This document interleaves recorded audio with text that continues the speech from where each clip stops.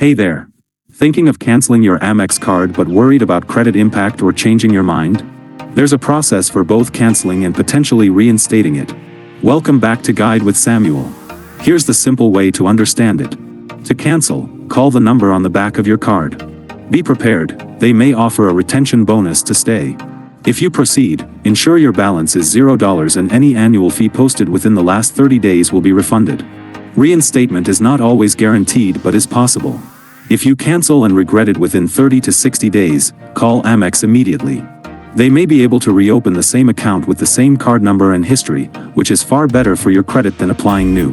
My crucial pro tip? Know the impact before you cancel.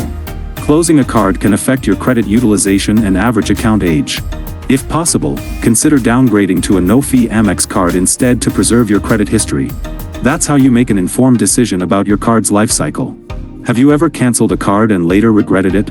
What happened? Tell me below. For more smart credit management guides, subscribe for more. Thanks for watching.